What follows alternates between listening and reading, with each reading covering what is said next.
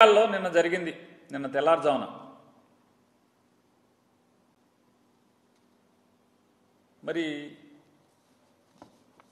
ఇది ఎంత అంటే హేయం. ముగ్గురు కూడా తెలుగుదేశం పార్టీ నాయకులు చంద్రబాబు నాయుడు గారు కానీ, పవన్ కళ్యాణ్ గారు కానీ, లేదా భారతీయ జనతా పార్టీ మోడీ గారు కానీ సిగ్గుపడాల్సినటువంటి పరిస్థితి.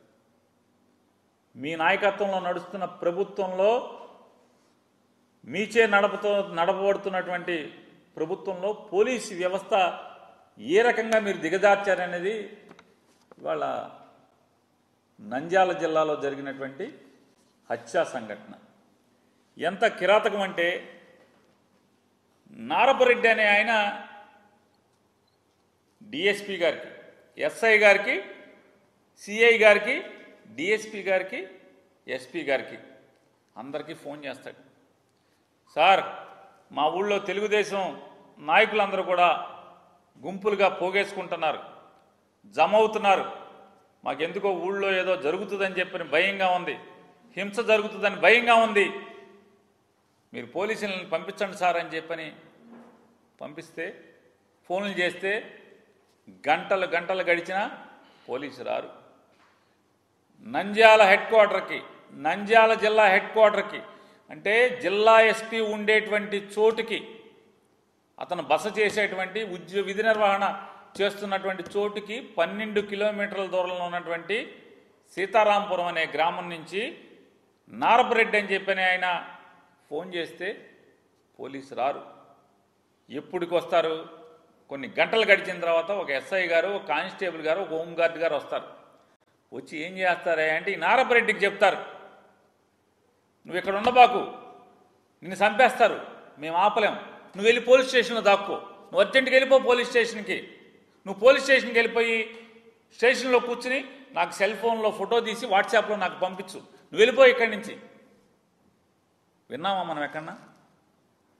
ఎప్పుడన్నా ఏ ప్రభుత్వంలో అయినా విన్నామా? ఈ రెడ్ బుక్ రాజ్యాంగంలో ఇది జరుగుతుంది. పోలీసులు అయ్యా నన్ను చంపుతున్నారని ఎస్పీకి ఫోన్ చేసి చెప్తే చంపటానికి ప్రిపేర్ అవుతున్నారు, వస్తున్నారని చెప్పని ఒక 3 గంటల తర్వాత ఎస్ఐ వస్తాడు, 2 పోలీసులను వెంబడి పెట్టుకొస్తాడు. నేను నిన్ను ఆపలేను, నువ్వు వెళ్ళిపో ఇక్కడి నుంచి. ఎస్ఐ గారు, ఒక పోలీసు సబ్ ఇన్స్పెక్టర్ గారు, నిన్ను కాపాడలేను, నిన్ను చంపేస్తారు, నువ్వు వెళ్ళిపో పోలీస్ స్టేషన్కి. పోలీస్ స్టేషన్కి వెళ్ళిపోయి నాకు వాట్సాప్లో ఫోటో దిగి నాకు పంపించు. రెడ్ బుక్ రాజ్యాంగం పోలీసు ఎలా ఉందో చూసుకోండి ఒకసారి. పాపం ఈ నారపరెడ్డి గారు పోలీస్ స్టేషన్కి వెళ్ళిపోతే ఈలోపు మొత్తం స్వైర వ్యవహారం. శ్రీనివాసరెడ్డి అనేటువంటి ఒక రౌడీ షీటరు, శ్రీనివాసరెడ్డి అనేటువంటి ఒక గూండా మందిని వేసుకుని, రౌడీ షీటర్లను వేసుకుని, కిరాతకులను వేసుకుని ఊరేగింపుగా కత్తులతో రాడ్లతో ఊరంపట ఊరేగుతూ బయలుదేరి ఎవరైతే ఈ నారపరెడ్డి ఇంటికి వస్తూ దారిలో నారపరెడ్డి లేడు, పోలీస్ స్టేషన్కి ఎస్ఐ పంపించేశాడని చెప్పని కౌరు తెలుసుకుని, మనం ఎవడొకడిని చంపాలని వచ్చాం కాబట్టి నారపరెడ్డి తప్పుకుంటే ఎవడొకడిని వేసేయాలని చెప్పని సుబ్బారాయుడు అనేటువంటి ఒక అమాయకుడు అనేటువంటి వైఎస్ఆర్ కాంగ్రెస్ పార్టీ నికార్సైన కార్యకర్తని హత్య చేయటం, అడ్డొచ్చిన అతని భార్యను కూడా పొడవటం, కత్తులతో పొడవటం. ఇది నిన్న నంద్యాలలో జరిగితే మొత్తం వాళ్ళు స్వైరవిహారం చేసి హత్య చేసేసి ఆ హతుడి యొక్క భార్యను పొడిచేసి వాళ్ళందరూ కూడా తాపీగా ఊరేగుతూ ఊరు దాటితే అప్పుడు ఎస్పీ గారు మళ్ళీ 3 చిల్లరకి ఫోన్ చేస్తాడు ఈ నారపరెడ్డి అని ఆయనకి. ఎలా ఫోన్ చేశావు కదా, బతికున్నావా అని. ఏం చేయాలి? ఈ 60 రోజులు రెడ్ బుక్ రాజ్యాంగం రాకముందు అయితే పోలీసులు ఏం చేసేవాళ్ళు? మొత్తం పరిగెత్తేవాళ్ళు, బెటాలియన్ పరిగెత్తేవాళ్ళు కదా. అయ్యా చంపేస్తారని ఫోన్ చేస్తే ఎస్ఐ దగ్గర నుంచి ఎస్పీ దాకా 3 గంటల తర్వాత ఒక ఎస్ఐ వస్తాడు. వచ్చి నేను నిన్ను కాపాడలేను, వాళ్ళు చంపేస్తారు తెలుగుదేశం వాళ్ళు.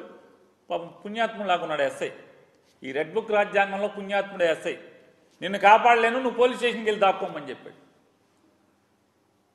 ఆ సుబ్బారాయుడిని ఎస్ఐ ముందే కానిస్టేబుల్ని కొట్టి ఎస్ఐని తన్ని వాళ్ళ ముందే సుబ్బారాయుడిని అనేటువంటి ఒక అమాయకుడిని చంపేస్తే దిక్కులేనటువంటి పరిస్థితి వాళ్ళ ఈ ఆంధ్రప్రదేశ్ రాష్ట్రంలో ఉంది.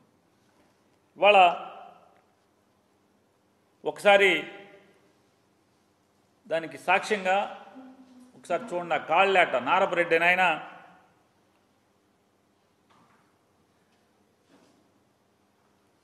ఎస్పీ గారికి ఫోన్ చేసినటువంటి పరిస్థితులు, కాల్స్ అన్నీ కూడా 10:43 నుంచి ప్రాణాలు కాపాడుకుంటాకి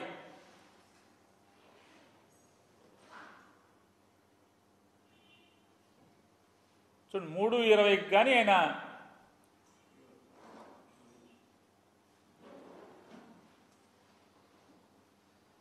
ఇది ప్రభుత్వ హత్య కాదా అని అడుగుతున్నాను. ఇది ప్రభుత్వ హత్య కాదా? నారా చంద్రబాబు నాయుడు గారికి బాధ్యత లేదా? ఈ రకంగా ప్రజలు మమ్మల్ని చంపేస్తారు, వస్తున్నారు చంపటాకని చెప్పని రాత్రి 10 గంటల నుంచి పోలీసుకి ఫోన్ చేస్తుంటే 10 గంటల చిల్లర నుంచి కాదు 10 గంటల చిల్లర నుంచే మర్డర్ జరిగింది 12 చిల్లర 1 గంటకి. ఆ టైంలో 10 గంటల చిల్లర నుంచే పోలీసుల కోసం రక్షణ కోసం ఫోన్ చేస్తుంటే వాళ్ళు ఎప్పుడో 3 గంటల తర్వాత పోలీసు వస్తారు, వాళ్ళ ముందే మర్డర్ చేస్తారు. వాళ్ళందరూ వెళ్ళిపోయిన తర్వాత ఎస్పీ గారు నిద్రలేస్తాడు. అప్పుడు ఊళ్ళోకి శవాన్ని కాపలా కాయటం కోసం ఒక 100 మంది పోలీసులు పంపిస్తారు. చూడండి విచిత్రం, రెడ్ బుక్ పరిపాలన. అయ్యా మమ్మల్ని చంపేస్తారు కాపాడండి అని చెప్పని పోలీసులకు చెప్పుకుంటే పోలీసు రారు. నంద్యాల హెడ్ క్వార్టర్కి 12 కిలోమీటర్లు పోలీసులు రాలు. కానీ మర్డర్ చేసిన ముద్దాయిలందరూ కూడా ఊరేగుతూ ఊరు దాటి బయటికి వెళ్ళిపోతే, వాళ్ళు దాక్కుండా పరారైపోయి వెళ్ళిపోతే అప్పుడు శవాన్ని కాపలా కాయటం కోసం, అంటే ఒకవేళ వైఎస్ఆర్ కాంగ్రెస్ పార్టీ వాళ్ళు ఈ చంపేసినటువంటి ఆవేశంలో ఏమన్నా తిరగబడి తెలుగుదేశం వాళ్ళు ఇళ్ల మీదకి వెళ్తారని అనుకుంటా అప్పుడు వచ్చేసారు సార్ 100 మంది పోలీసులు. విచిత్రమైన పోలీసింగ్, కొత్త పోలీసింగ్.